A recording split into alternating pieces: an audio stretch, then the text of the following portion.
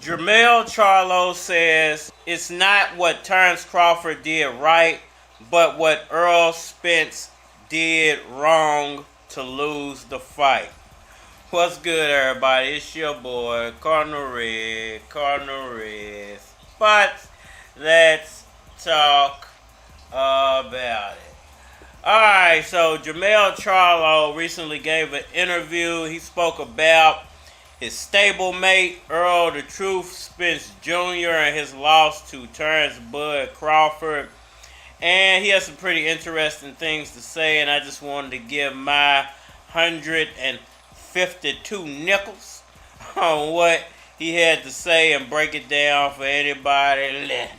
Errol good. He's living his life. He's going to move up and weight, and he want to get that rematch. He's back hungry. He got some jet fuel under him now. All right, so what did Jermell Charlo have to say? Basically that he feels like it's not what Terence Crawford did right, but more of what Errol Spence did wrong to lose that fight. And what could he possibly mean by that?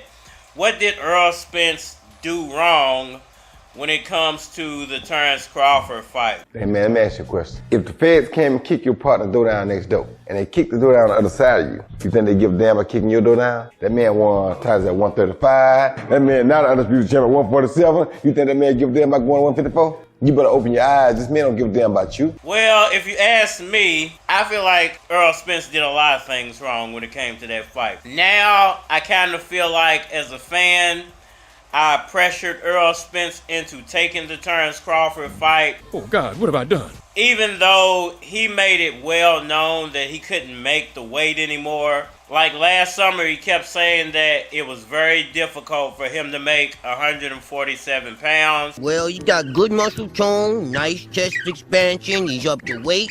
And nobody seemed to believe him, you know. I did report about it, and I talked about it, and I gave my feelings about it.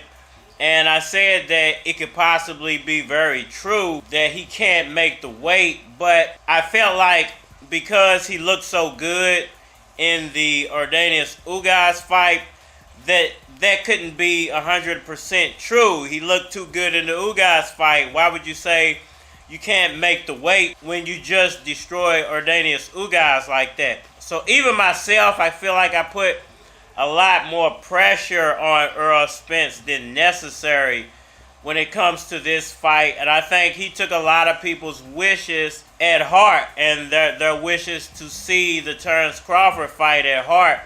And he went ahead and made the fight even though he knew he couldn't make the weight. Here is the advice, and please pay attention. If you want to lose weight, then always shake your head from left to right repeatedly. Left to right repeatedly. So I think the first thing that he did wrong was he listened to the fans like me, and we pressured him into this fight knowing that he couldn't make the weight.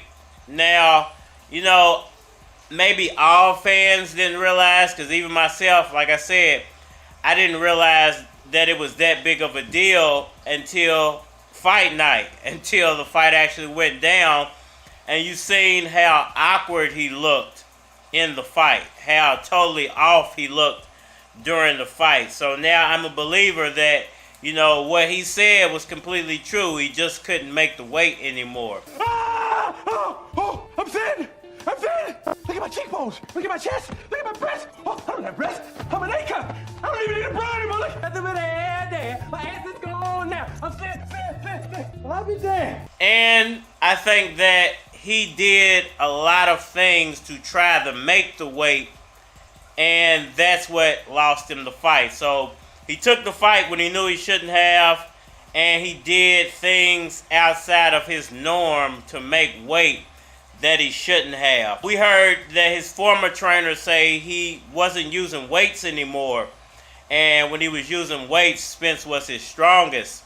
I don't think, you know, doing the things that he was doing to make weight, he could use weights, you know, because it would have just drained his body that much more if he was lifting a lot of weight. So, you know, I think that whatever he was doing, I'm not going to say or mention some of the things he was doing, but there are things out there that are well known that he was doing to cut weight that are not the healthiest, and that will come back and bite you, you know, when you need to be strong at moments. Here's the problem. A lot of people don't understand. When you fight, right? I always teach my fighters, when you go out there, don't get caught the first round. Play the game. See what he's doing. I want you to jab at me a few times. I want to see what you're doing. Because what I'm looking for is I'm looking for a flaw in your punch while I'm dodging it. So I think Spence did a couple of things wrong. And, you know, I think that Charlo is right, that it's not exactly what Terence Crawford did right. There are things that Errol Spence did wrong